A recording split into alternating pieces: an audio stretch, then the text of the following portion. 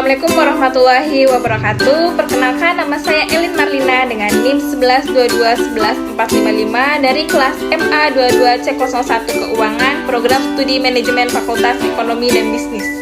Video ini dibuat untuk memenuhi salah satu tugas manajemen keuangan sektor publik. Di sini saya akan membahas materi tentang pajak sebagai penerimaan terbesar negara Republik Indonesia.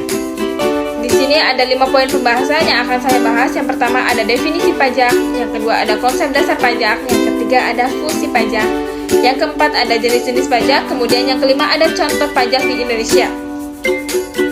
Baiklah, langsung saja. Yang pertama ada definisi pajak. Pajak adalah kontribusi wajib dari rakyat kepada negara yang diatur dalam undang-undang. Pajak dibayar tanpa imbalan langsung yang diterima oleh pembayar pajak.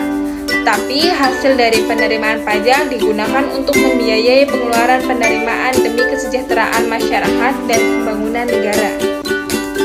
Yang kedua ada konsep dasar pajak. Konsep dasar pajak didasarkan pada asas kewajiban rakyat kepada negara. Setiap warga negara dan badan usaha yang memenuhi syarat dikenai pajak untuk mendukung fungsi negara. Pajak bersifat memaksa dan harus dibayar oleh masyarakat sesuai dengan aturan yang berlaku. Pajak mencerminkan kontribusi warga negara dalam pembangunan nasional dan penyediaan fasilitas umum. Yang ketiga ada fungsi pajak. Fungsi pajak di sini ada 4. Yang pertama ada fungsi anggaran, yaitu pajak menjadi sumber utama penerimaan negara untuk membiayai pengeluaran seperti pembangunan infrastruktur, pendidikan, kesehatan, dan fasilitas umum lainnya. Yang kedua ada fungsi mengatur, yaitu pajak digunakan untuk mengatur perekonomian, misalnya dengan menaikkan pajak pada barang-barang mewah atau mengurangi pajak bagi sektor tertentu untuk merangsang pertumbuhan ekonomi. Kemudian yang ketiga ada fungsi stabilitas, yaitu pajak membantu dalam menjaga stabilitas ekonomi, seperti mengendalikan inflasi dan memastikan distribusi pendapatan yang lebih merata.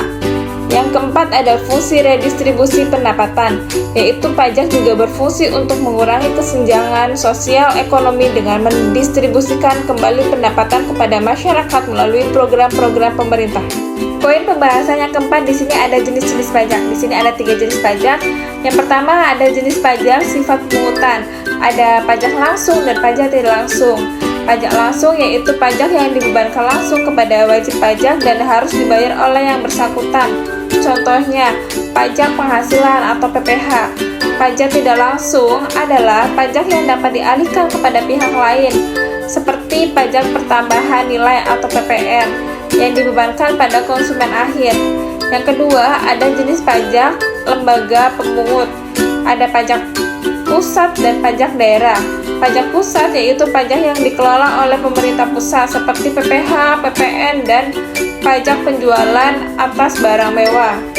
Kemudian pajak daerah yaitu pajak yang mengelola oleh pemerintah daerah seperti pajak kendaraan bermotor atau PKB, dan pajak hotel serta pajak restoran.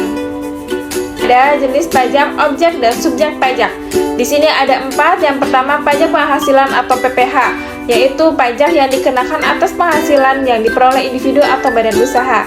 Kemudian yang kedua ada pajak pertahanan nilai atau PPN, yaitu pajak atas konsumsi barang atau jasa dalam negeri yang dikenakan pada konsumen akhir. Yang ketiga pajak bumi dan bangunan atau PBB, yaitu pajak atas tanah dan bangunan yang dimiliki oleh individu atau badan. Dan yang terakhir ada bei material, pajak yang dikenakan atas dokumen tertentu seperti perjanjian atau surat berharga.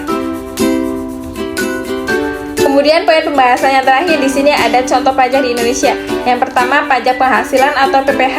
Biasanya pajak ini dipungut dari penghasilan perorangan atau badan usaha dengan persentase tertentu sesuai peraturan yang berlaku.